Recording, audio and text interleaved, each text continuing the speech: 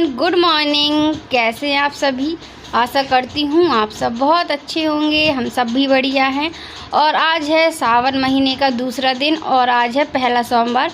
तो मैं बाहर साफ़ कर ले रही हूँ और यहाँ पे मैंने लेजम डाल ली है। अब मैं गई हूँ नल को खोलने और गेट खोलने के बाद मैं गेट भी साफ़ करूँगी, क्योंकि 2-3 दिन से अच्छी बारिश हो रही थी तो गेट में जंग टाइप का लग गया है, तो मैं उसको भी साफ़ करूँगी।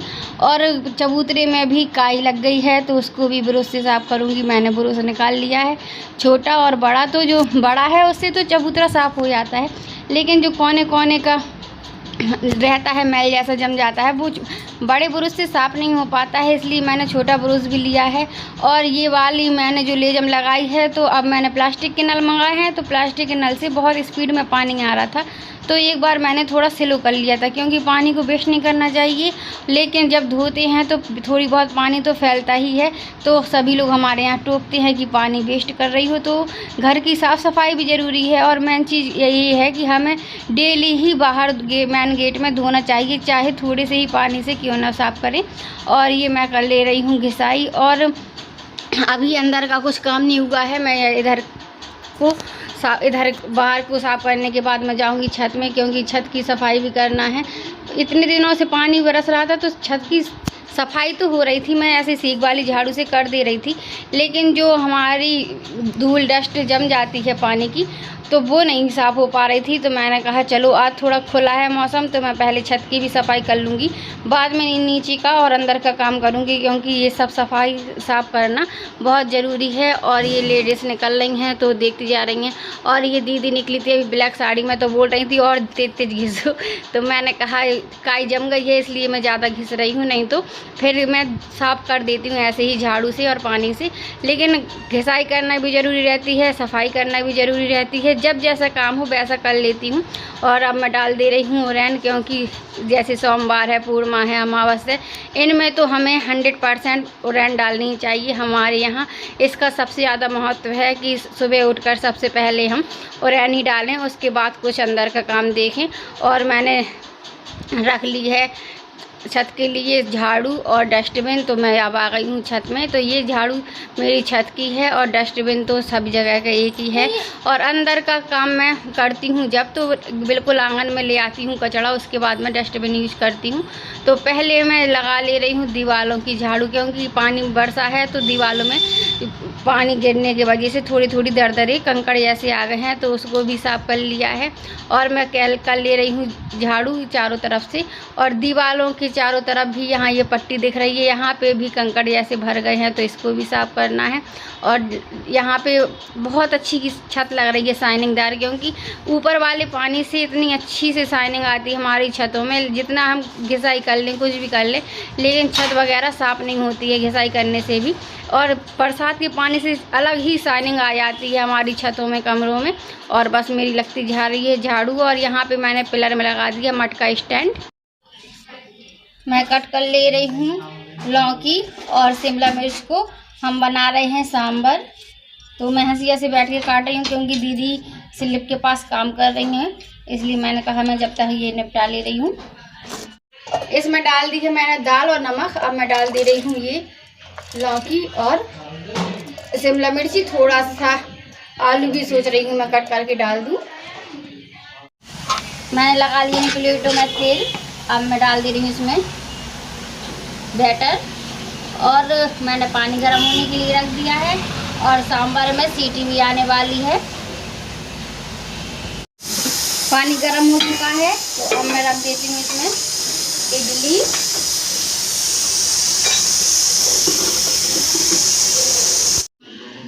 मैं निकाल ले रही हूँ इडलियाँ, और इस थाली में इसलिए निकाल रही हूँ क्योंकि अभी कोई खाने के लिए नहीं बैठा है, और अभी सांभर में छौंका भी नहीं लगा है, इसलिए गरम गरम मैं इसमें निकालती जा रही हूँ और इसमें ढक कर रख दूँगी। और बहुत ही सॉफ्ट, बहुत ही अच्छी बन रही हैं जालीदार हमारी इडलियाँ। मैं लगा ले रही हूँ सांभर में तड़का, और आज मैं इसमें अमचूर इमली तो डालूंगी ही, और मैंने टमाटर भी ग्रेट कर दी है, उससे और अच्छा फ्लेवर आ जाएगा। अब सांभर हो गया है रेडी। अब मैं डाल दे रही हूँ इसमें हरी धनिया, और मैंने गैस को कर दिया है बंद। मैं सर्व कर ले रही हूँ इडलियाँ और हमारी इडली सांभर सब रेडी हो गया है। अनमोल अभी वेट कर रहे हैं और दीदी अभी नहा रही हैं, तो इसलिए हम लोग नहीं खाएंगे, हम दोनों साथ में ही खाएंगे।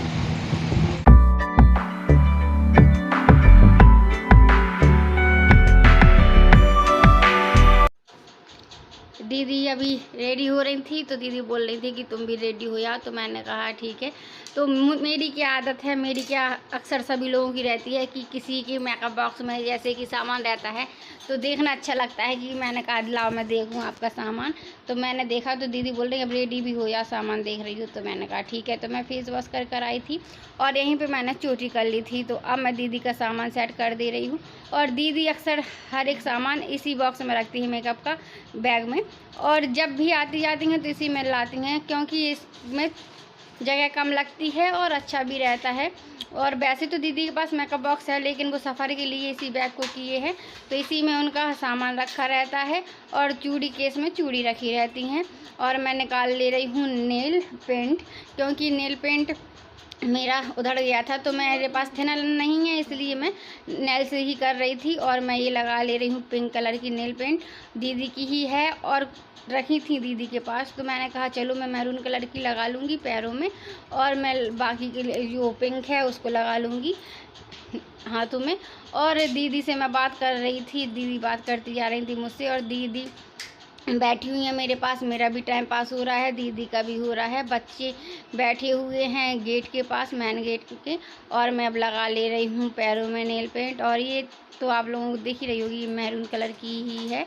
और दीदी ने मुझे क्लेचर दिया है, तो मैं इसी क्लेचर को मैंने लगा लिया है। ये रेड कलर का है और मुझे पसंद है, दीदी के बालों में ये ढीला होता है, तो मैंने कहा चलो। और मेरी बहनें अक्सर मुझे हर कुछ देती हैं जो भी मुझे पसंद हो।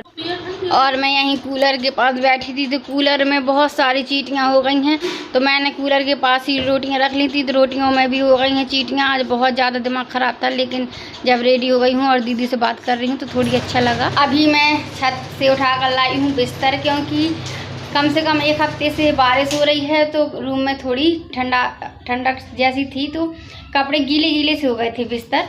तो मैंने कहा चलो आज खुला हुआ है मौसम, आज बहुत दिनों में मौसम खुला था, तो मैंने छत पे डाल दिए थे बिस्तर।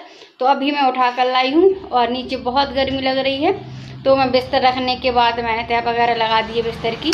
तो मैं बिस्तर रखने के बाद फिर से जाऊँगी ऊपर, थोड़ी हवा लेकर आऊँगी।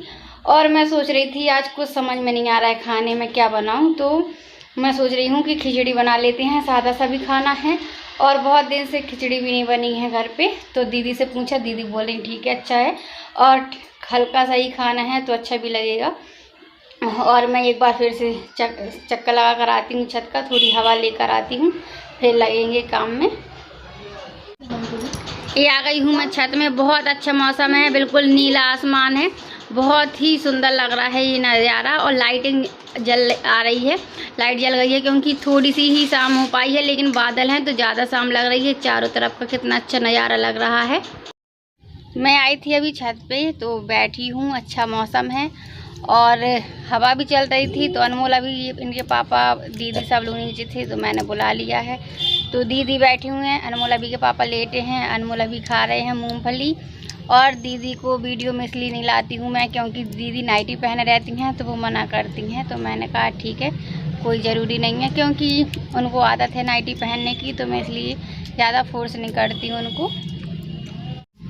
आज है कारगिल दिवस, तो मैंने सोचा मैं अपने वीर जवान भाइयों को नमन कर लूं, और जो मेरे वीर शहीद हो गए हैं भाई, तो उनको मैं श्रद्धांजलि देते हुए कारगिल दिवस की शुभकामनाएं देती हूँ।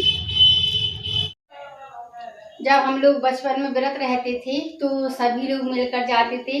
घर के पीछे था लक्ष्मी नारायण का मंदिर, तो हम लोग वहीं पे जाते थे मंदिर, और फिर वो सभी लोग आ जाते थे, हम सब बहनें और मोहल्ले की लड़कियां। अक्सर हम लोग सभी लोग साथ में ही जाते थे, बहनें और मोहल्ले की लड़कियां। कभी कोई ऐसा नहीं हुआ कि किसी से बुराई हो गई, किसी से लड़ाई हो गई, हर कोई मिलकर ही सब लोग जाते थे। और हमारे यहाँ आषाढ़ का महीना होता है जो जुलाई का, उस टाइम पे गकरियाँ खाने जाना पड़ता है। ऐसे सभी लोग प्लान बना लेते हैं कि आज इस जगह चलेंगे, कल उस जगह चलेंगे, तो ऐसे गकरियाँ खाने भी हम लोग सब लोग साथ में जाते थे। लेकिन अब क्या है कि कोरोना चल रहा है, इस वजह से कोई कहीं नहीं जा पाया है, तो इस साल तो कोई नहीं गया है महोबा में, यहाँ पे तो नहीं जाते हैं।